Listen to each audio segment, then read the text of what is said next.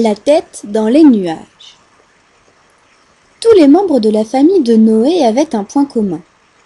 Quand ils allaient quelque part, on était sûr de les remarquer. Pour la simple et bonne raison que la famille de Noé avait la tête dans les nuages.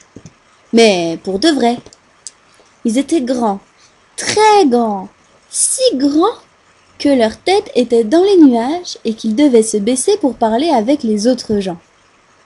Mais personne n'avait peur d'eux, puisque dans ce monde-là, chacun avait une petite particularité physique. Le meilleur ami de Noé, Simonet, avait la main verte. On ne connaissait d'ailleurs pas meilleur jardinier que lui. Sa main gauche était de la même couleur que tout le reste de son corps, mais sa main droite éclatait d'un verre-bouteille magnifique qui faisait toujours beaucoup rire Noé. Simonet et Noé étaient amis depuis qu'ils étaient tout petits. Tout le monde les avait toujours connus ensemble à faire les 400 coups. Les deux garçons adoraient courir et faire des blagues aux autres. Souvent, Simonet grimpait dans la main de Noé qui le faisait monter au-dessus des nuages. Là, il continuait de jouer gaiement. Par exemple, Simonet s'asseyait tranquillement sur un nuage et le but du jeu était que Noé souffle assez fort pour que le nuage de Simonet avance plus vite que les autres. D'autres fois, la main verte de Simonet leur permettait de faire pousser les plus beaux et les plus grands arbres de tous les temps. Alors Simonet pouvait grimper sur la plus haute branche et les deux amis discutaient jusqu'à la nuit tombée.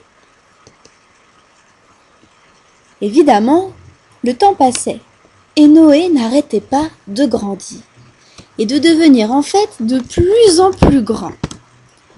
Si grand qu'un jour, il finit par dépasser tous les autres membres de sa famille. Pour ne plus avoir à toujours devoir grimper sur une immense échelle ou sur un arbre, Simonet avait décidé de toujours rester sur l'épaule de Noé. C'était beaucoup plus simple pour rester ensemble et continuer de s'amuser malgré la grande taille de Noé. Un beau jour, alors que Noé, comme chaque matin, cueillait des fruits au sommet des arbres pour son ami Simonet, il se cogna à quelque chose. Étourdi, il se massa le front et leva les yeux. Il avait encore grandi dans la nuit, tant et si bien qu'il venait de se cogner sur la lune. Il réveilla Simonet et tous les deux regardèrent avec curiosité l'astre de la nuit. Ils en étaient certains, personne ne l'avait jamais vu d'aussi près. En s'approchant encore un peu, Noé et Simonet découvrirent qu'un petit garçon était là, tranquillement assis en tailleur sur la lune, et qui les regardait avec un grand sourire. « Bonjour vous deux, je m'appelle Maxence. » Noé et Simonet, surpris mais heureux de faire connaissance avec le garçon, le saluèrent à leur tour, puis se présentèrent également. Le garçon, Maxence, était habillé tout en blanc. Il avait un sourire rêveur. Simonet lui demanda ce qu'il faisait là tout seul sur la lune. Maxence haussa les épaules et avec un sourire il répondit doucement. « J'en sais rien. J'ai toujours été dans la lune.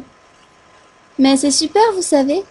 C'est moi qui dessine les étoiles. » D'un geste de la main, il leur montra le reste du ciel.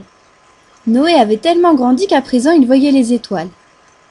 Simonet grimpa sur le sommet de son crâne pour observer tout autour d'eux.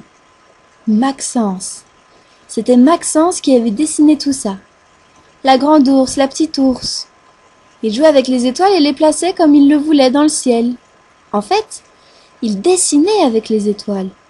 C'était tellement génial! Noé et Simonet auraient pu passer des heures à contempler le ciel, mais la voix de Maxence les arracha à leur curiosité.